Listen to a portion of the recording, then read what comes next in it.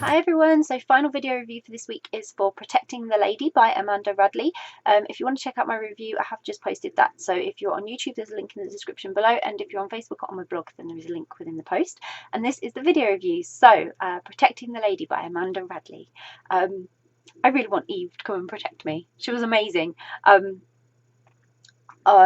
You already, any of you that follow me sort of regularly know what a big fan I am of Amanda's anyway, and I absolutely love everything that she writes. So really all I need to say to you is I loved it, it was amazing, go buy it. But I will tell you about it. Eve is offered the chance to return to a role as a protection officer, which is something she's left behind, and she's kind of hesitant, but upon persuasion she finds herself guarding Lady Catherine Lovegrove. Love that name. And Catherine's not thrilled by the idea any more than Eve is. So first Eve and Catherine, they sort of clash over many things, and Eve regrets agreeing to taking this job until they kind of find a little bit of common ground and they end up getting a bit closer.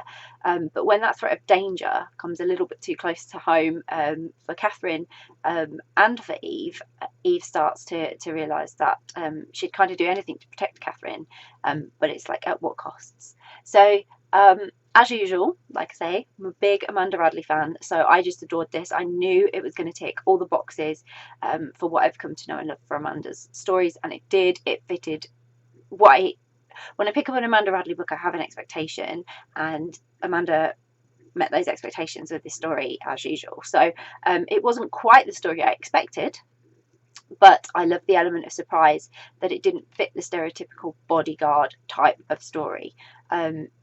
For me, there's kind of a limit on how they can go, and the way Amanda's done hers just sort of brought a fresh edge to it.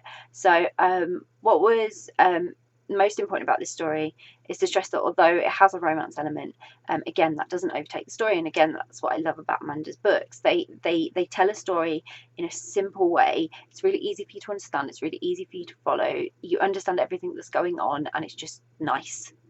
Even when bad things are happening, it's still nice. Amanda always keeps that story simple, and that just really, really works. And it works for me. I really enjoy reading Amanda's stories for that very reason.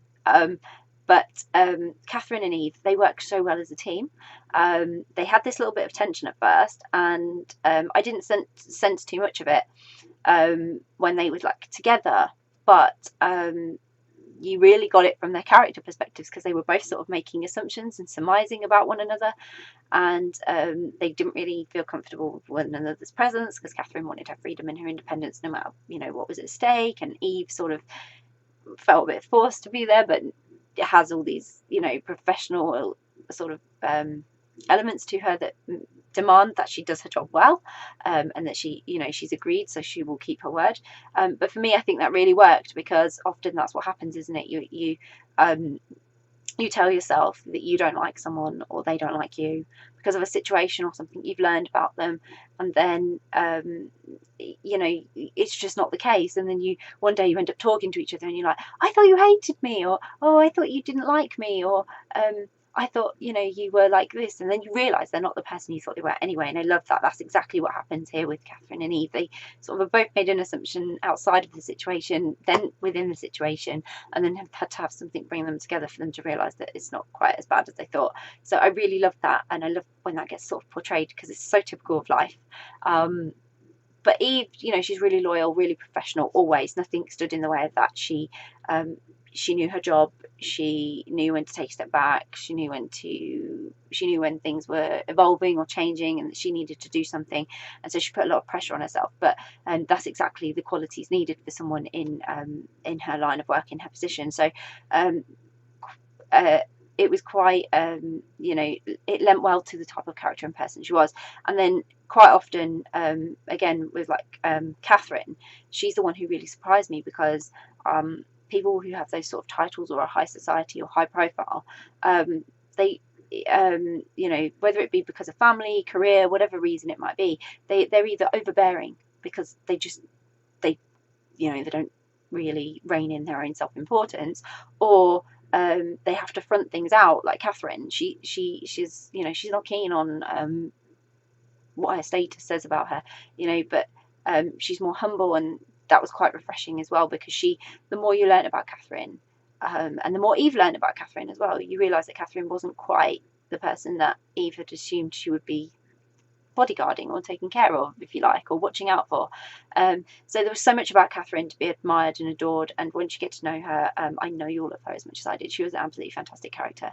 But this is just another great story from Amanda Radley. I really, really recommend it, because I recommend all of Amanda's books. They're like, this one was just lovely. It was a really cute romance. It had that little bit of drama and that little bit of intensity that you need, and it also had some funny moments too, which were absolutely brilliant, and I was laughing so much. But it's just another book that I couldn't put down, and I absolutely loved, so I hope you will too.